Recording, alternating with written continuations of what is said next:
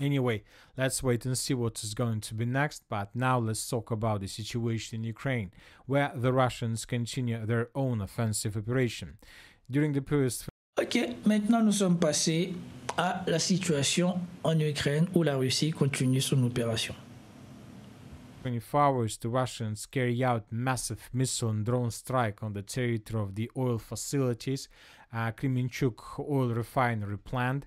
In this map, we can see the approximate routes of Russian attacks with drones and missiles. The Russians destroyed this oil facility, as we understand completely.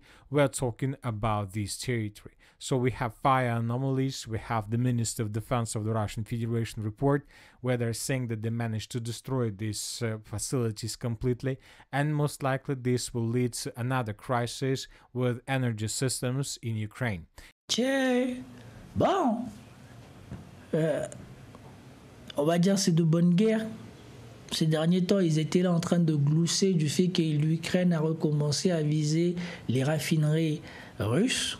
Ben, apparemment, les Russes, je ne sais même pas comment ça se fait que en 3 ans, cette raffinerie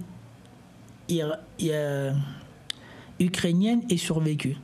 Comme on vient de le voir, c'est une infrastructure énorme et facile à targeter peut-être. Regardez comment c'est énorme. Les Russes n'avaient jamais, en 3 ans de guerre, visé ça. Et là, apparemment, ils viennent de commettre des dégâts assez importants ou de détruire toute cette raffinerie. Et donc, ils disaient que voilà, ça va causer des véritables problèmes au niveau de l'énergie. On ne sait pas si ici, on ne fait que dans le pétrole ou dans l'essence ou dans le gaz. En tout cas, c'était une raffinerie et elle vient d'être détruite par les Russes. Et les Ukrainiens, ça va de mal en pire, comme on le découvre. Et maintenant que l'actualité du Moyen-Orient prend le pas sur celle de l'Ukraine, ça va être encore pire. Minister of Defense of the Russian Federation report, where they're saying that they managed to destroy these facilities completely, and most likely this will lead to another crisis with energy systems in Ukraine. And it's already just the beginning of summer, but obviously this attack will lead to unpredictable consequences in the late autumn or during the winter of 2025 and 2026. The Russians have begun their preparation for the summer, for the winter and autumn military campaign, which most likely will take place. Now let's move further and let's discuss the situation in the Sumy region. During the previous 24 hours, we had lots of updates from this area. The most important is that the Russians, according to information we have, answered the village of Mala Kachkarovka.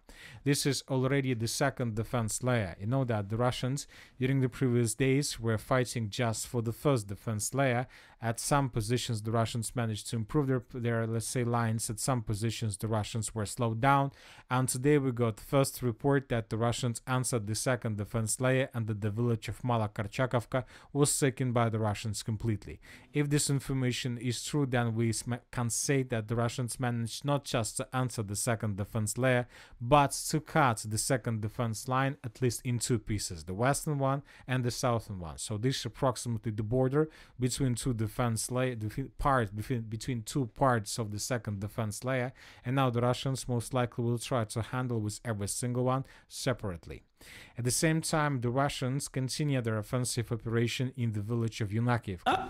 And during the previous 24 hours, several...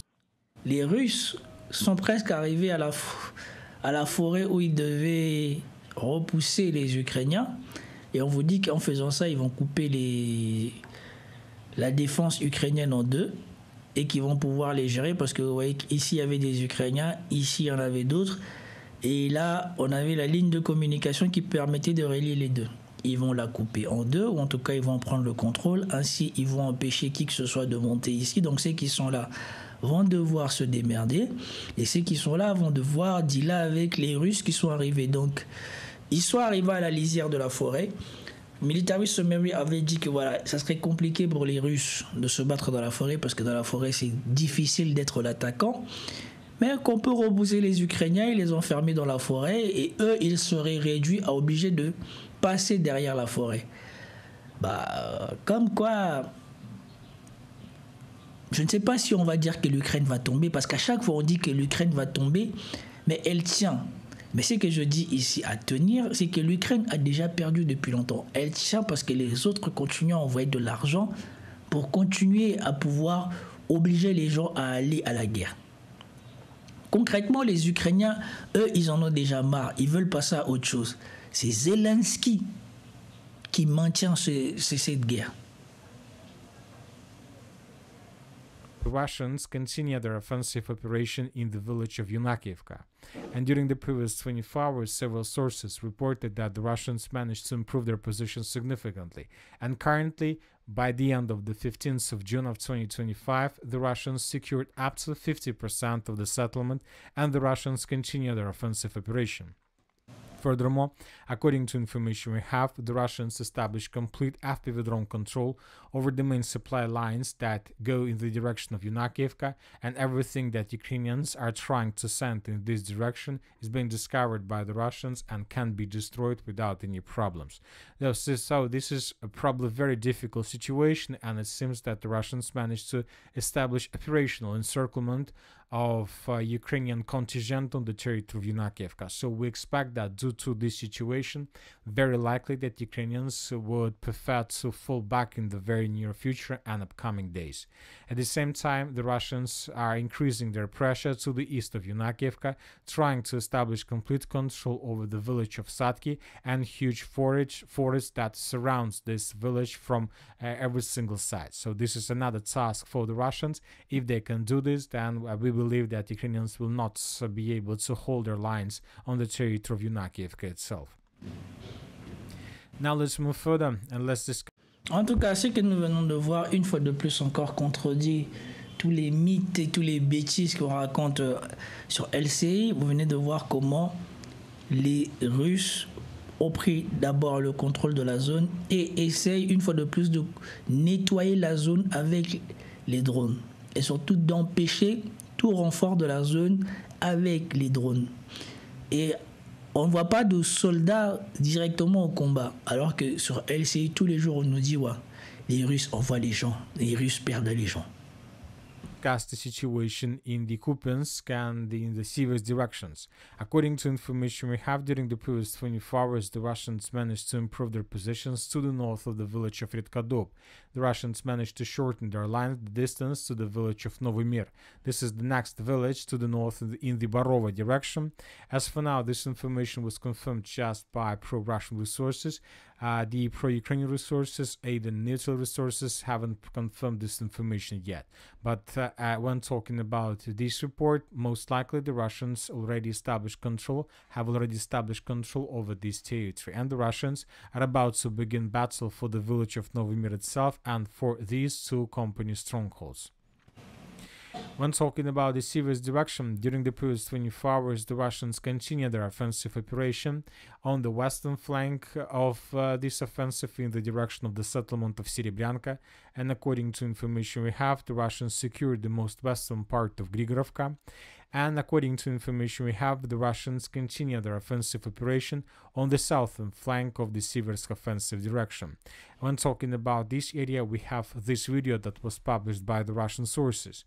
And in this video, we can see a Russian soldier, this is it, that managed to drop some grenade or some explosive on the position of the armored forces of Ukraine, and then there was very heavy explosion.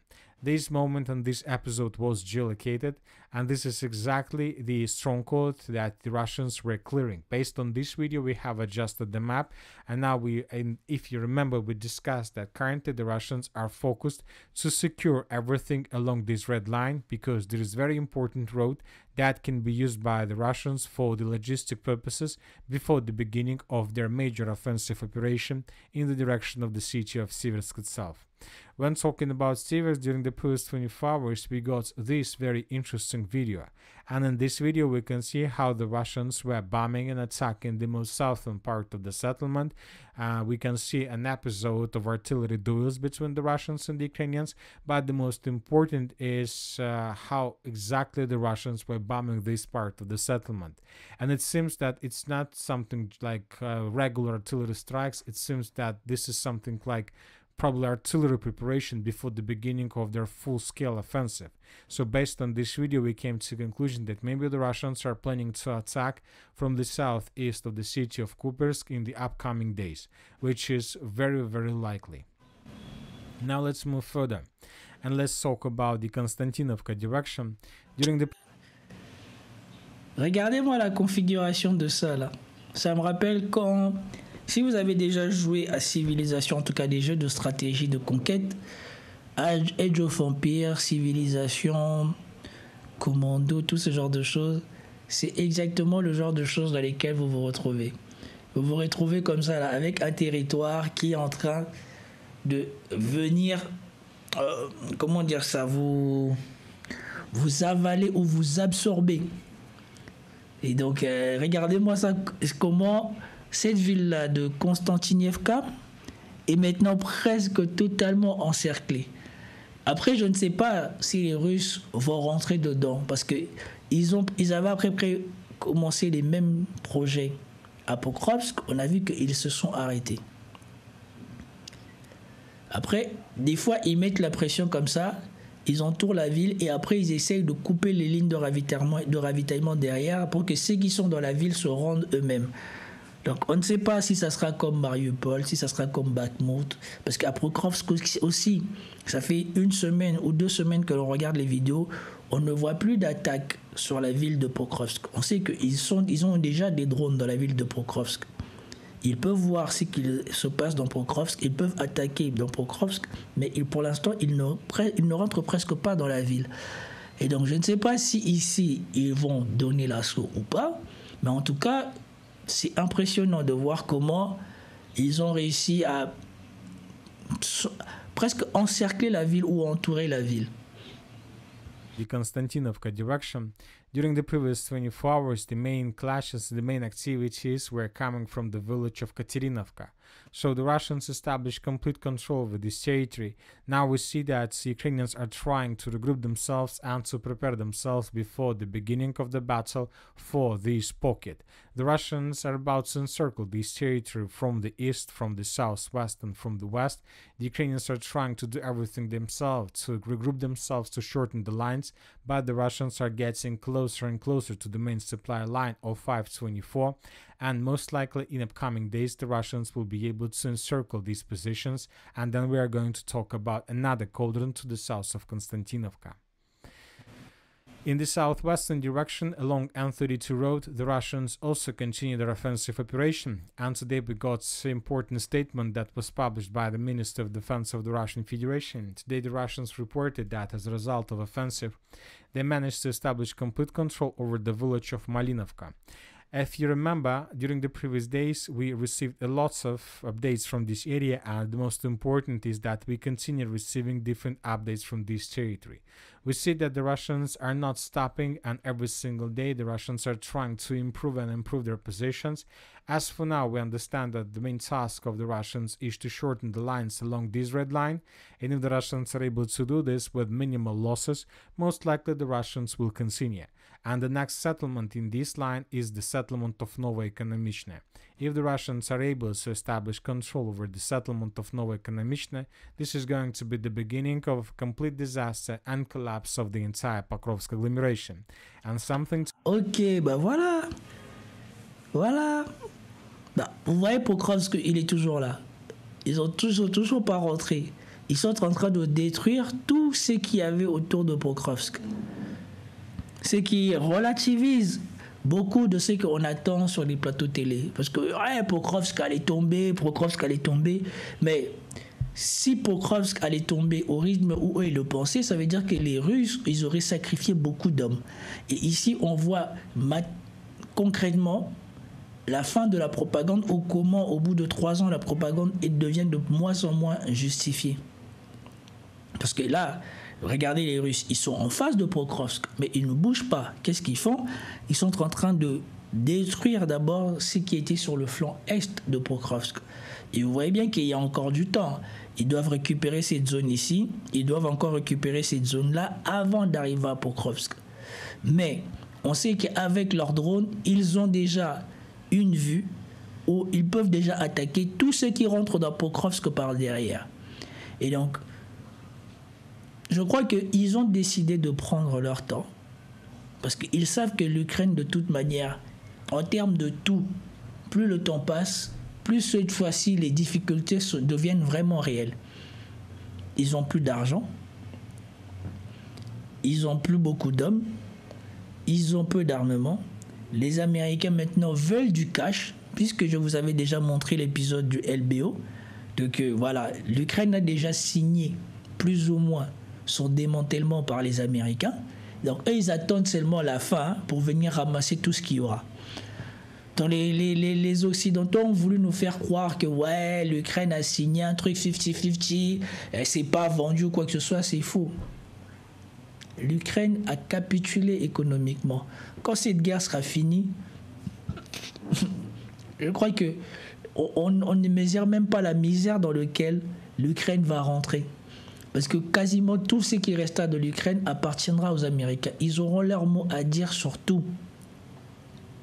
Et comme je vous ai mis dans l'épisode de LBO, les entreprises qui viennent, ils ne parlent pas d'investissement, ils parlent de rentabilité.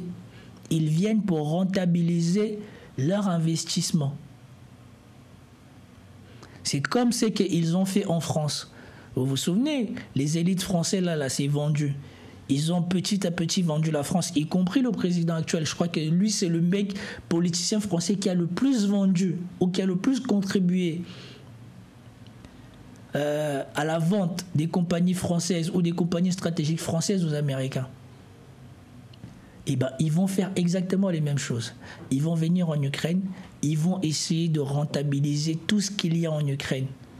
Et ils vont prendre le plus-value de tout ce qu'il y a en Ukraine, ils vont faire partir ça aux États-Unis. C'est exactement la même chose pour les turbines françaises. Les Français produisaient leurs turbines, avaient les royalties, avaient les licences. Macron l'a vendu bradé. Maintenant qu'il est devenu président, il a racheté à prix fort, sous licence. Ça veut dire que maintenant les Américains n'ont pas redonné l'industrie aux Français. Ils leur ont revendu une licence. Donc ça veut dire que si jamais un jour les Américains ils sont pas d'accord avec la production, avec ce que vous voulez faire, ce qui leur appartient, ils peuvent dire non. Mais dans les médias français, on a essayé de vous présenter ça comme une bonne chose de Macron, comme quoi il a repris ce qu'il avait vendu aux Américains comme erreur. Non. Il a encore plus subordonné la France aux Américains. Et bien c'est ce qui va se passer en Ukraine. Les Américains savent qu'ils vont venir, ils vont tout ramasser, ils vont tout optimiser et que ça sera sur le dos des Ukrainiens qui vont rester là. Donc la partie ouest de l'Ukraine qui, soi-disant, fait la grosse bouche ou quoi que ce soit, Zelensky et tout ça, ils vont partir parce qu'ils savent la misère qui va s'abattre sur leur pays. Ou alors ils vont rester et ils vont... Je ne sais pas comment ils pourront rester vu la misère dans laquelle les Ukrainiens vont être plongés. Probablement qu'ils vont tous partir. Parce qu'ils savent ce qui va devenir de l'Ukraine. Il y aura un chômage de masse parce que vous connaissez les Américains. Une fois qu'ils ont pris tout ce qu'ils avaient de bien chez vous et que quand vous voyez que chez eux... l'industrie est en train de repartir parce qu'ils s'assurent que le pétrole soit bas là-bas et que l'énergie soit moins chère là-bas. Quand ils vont prendre tout ce qu'ils vont apprendre en Ukraine et ils vont détruire l'agriculture ukrainienne puisque l'Ukraine est l'un des endroits où on produit le plus de nourriture sur Terre, ils vont ramener les OGM, ils vont produire toute leur merde en Ukraine. Donc ça va être la catastrophe. Les Ukrainiens vont peut-être bien manger, mais ils vont manger à prix fort et de la merde. Pokrovsk agglomeration. And something tells me that this is exactly what the Russians are trying to do right now. Now let's move further. As for the South Donetsk direction and the Dnipropetrovsk direction, during the previous 24 hours, the Russians managed to improve their position significantly on their way to the Dnipropetrovsk Oblast. The Russians secured this dense network of the fortifications, the Ukrainians were forced to fall back, and we are waiting and we expect that during the upcoming night the Ukrainians would be forced to abandon several more positions in this pocket with the purpose to maintain the lines and avoid the situation when they can be encircled, and the Russians continue their offensive operation in the direction of Zaporozhye, Zirka and Yalta. As for the previous 24 hours, we have this video where we can see how Russians were bombing and attacking the most eastern part of this village, and probably this is something like the beginning of artillery preparation, and most likely during this upcoming night between the 15th and the 16th of June, the Russians will make their first attempt to attack in the direction of Zaporozhye. As for now, this might be just a regular attempt to attack to test Ukrainian defense, and if the Russians are able to create something in this area, obviously they will continue. So we expect that during the next 3-4 days, this entire pocket could be taken by the Russians. Now let's discuss the situation in the Zaporozhye direction. As you can see, we have a lot of icons in this area. The most important is that during the previous night, the Russians attacked the city of Zaporozhye with artillery strikes and with aviation strikes and whistle strikes and drone strikes. So most likely the Russians were trying to destroy as many as possible warehouses, ammo depots and fuel depots. And you know that everything is connected. So once again, this part of the video, we started with Russian attack on the Kremenchuk oil refinery, where most likely Ukrainians were storing fuel for their forces. We see the problems in the world with the prices for oil, where we see that the Russians attacked another energy facility object on the territory of Zaporozhye. So now we see that before something, the Russians are trying to reduce Ukrainian possibilities in their logistics, in their fuel, and so on. And at the same time, we got lots of J'espère que les Ukrainiens produisent du pétrole, hein, parce que vu le prix où c'est en train de monter là, si ça s'intensifie encore, imaginez. Et ça aussi, c'est quelque chose qu'on ne parle pas. Mais Idriss Aberkane l'a soulevé, et peut-être d'autres aussi le souleveront. La Russie, avec ce qu'ils ont fait au Moyen-Orient, c'est comme quoi c'est des vases communicants. Ils ont déstabilisé l'Iran, mais ils ont renforcé la Russie. Parce que la Russie a déjà réussi à contourner les sanctions. Et la Russie produit son propre pétrole. Donc la Russie vend son pétrole à son prix à sa population. Mais le pétrole qu'il exporte. Et s'il y a des complications au niveau du Moyen-Orient, eh ben, on va acheter du pétrole russe. Les Russes vont se... Non seulement ils ont refait leur armée, comme ils ont dit, en effectif. Ils ont refait leur stock de munitions. Comme ils ont dit, ils s'arment. Mais maintenant, à cause de ce qu'ils sont en train de faire au Moyen-Orient, la Russie va refaire ce stock de pognon. Pourquoi? Parce que quand il y a un bruit, il faut faire des provisions. Donc, les gens vont recommencer à acheter du pétrole et le Japon ne s'en cache même plus. Le Japon a fait sauter les sanctions. Déjà, ils avaient dit qu'eux, ils mettaient une exception sur l'hydrocarbure parce qu'ils n'allaient pas jouer leur vie pour l'Ukraine. Et donc, le Japon commence à se réapprovisionner en carburant russe. Et donc, vu que les prix vont flamber et que l'un de ceux qui vend le carburant à bon prix, c'est la Russie. Donc la Russie va refaire de l'argent. Les 600 milliards là, les 230 milliards que les Européens ont et qui croyaient qu'ils allaient faire je ne sais pas quoi avec ça, eh ben, ça ne sera rien à côté de ce qu'ils vont faire. Et donc là, la Russie, l'argent pour payer les soldats, pour bien être motivés. Et en plus de ça, ils sont encore plus motivés à cause des bêtises que les Ukrainiens ils ont fait. Donc l'argent pour bien les payer pour aller taper l'Ukraine, ça va pleuvoir. Et donc, l'Ukraine, ce tour-ci là, avec ce que les États-Unis et l'Israël ils ont fait, ils ont vraiment mis la garde au cou comme ça là, de l'Ukraine. Parce que de l'autre côté, les Européens qui continuent de ralasse, excusez-moi le mot, qui continuent de payer pour l'Ukraine et ils ont de moins en moins d'argent. Et vu que le pétrole monte, ça coûte beaucoup plus cher d'acheter le pétrole et de donner à l'Ukraine. Mais la Russie, elle... les poches se remplissent. Non, mais ça, ils viennent de mettre comme ça là, sur le coup de Zelensky. Zelensky, je ne sais pas s'il a des conseillers, mais s'il voit ça de loin, franchement, la conjonction des événements n'est pas très bon pour l'Ukraine. En plus de ça, maintenant, la Russie commence à taper les facilités énergétiques ukrainiennes et surtout d'hydrocarbures. Donc ça veut dire que ceux qui financent l'Ukraine et ils doivent financer l'effort de guerre ukrainienne, vont devoir donner encore plus d'argent parce que le carburant coûte encore plus cher. Et il n'y a même pas quelques mois, sur LC, ils étaient en train de fêter, oui, à $40. Quand ça commence à baisser, les Russes, ils vont la sentir passer. Et bien là, c'est mal parti. From the Zaporozhye direction. Furthermore, according to information we have, the Russians, as a result of attacks during the previous 24 hours, managed to answer the southeastern part of Gulay-Polye.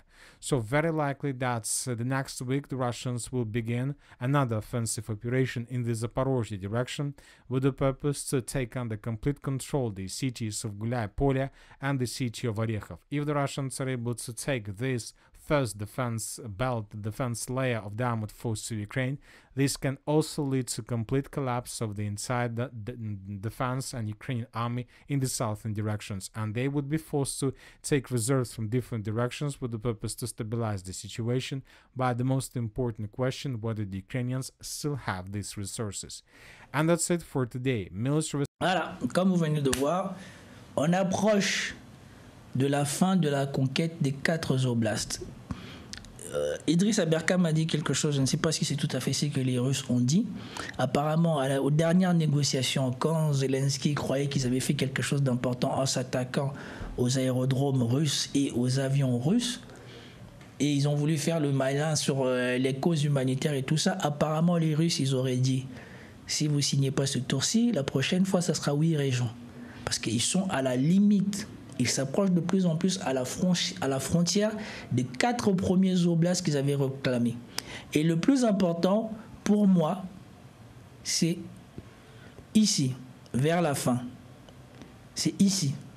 S'ils franchissent ici, parce qu'on sait que derrière ça, les lignes ukrainiennes sont faites...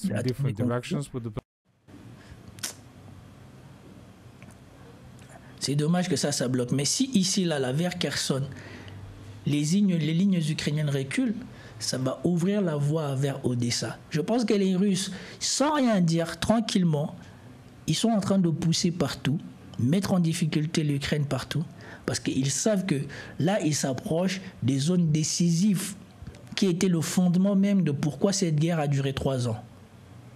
Ils sont en train de faire tomber les dernières fortifications. Quand ça sera tombé, pour que l'armée ukrainienne se réorganise, machin, nini, nanana, il n'y aura personne pour aller se battre vers Odessa. Ça, il faut le garder en tête. J'ai déjà fait un épisode où je vous ai dit la question d'Odessa. Pour l'instant, les Russes ne semblent pas l'aborder, mais peut-être avec raison. Et maintenant, les Russes, avec ce qu'ils viennent de faire encore là à l'Iran, qui étaient soi-disant en train de négocier, je peux vous dire que pour que les Russes acceptent de s'asseoir et de donner aux Occidentaux ce qu'ils veulent, on n'est pas prêt de le voir. Et surtout, je pense que Zelensky, s'il est intelligent, devrait très fortement songer à aller directement parler avec Vladimir Poutine pour sauver ce qui reste de son pays. Parce que ce que les Américains vont faire de son pays, même s'il intègre l'UE, et je ne pense même pas que les gens de l'Union européenne vont laisser l'Ukraine intégrer l'UE, sachant ce qui va être fait de l'Ukraine par les Américains. Si les Européens intègrent l'Ukraine à l'UE, c'est que vraiment, les Van der Leyen, les Macron et tout ça, là, ils n'aiment pas les Européens et ils veulent les faire souffrir. Parce que ce qui attend l'Ukraine par les Américains, c'est quelque chose, je pense qu'on a peu vu.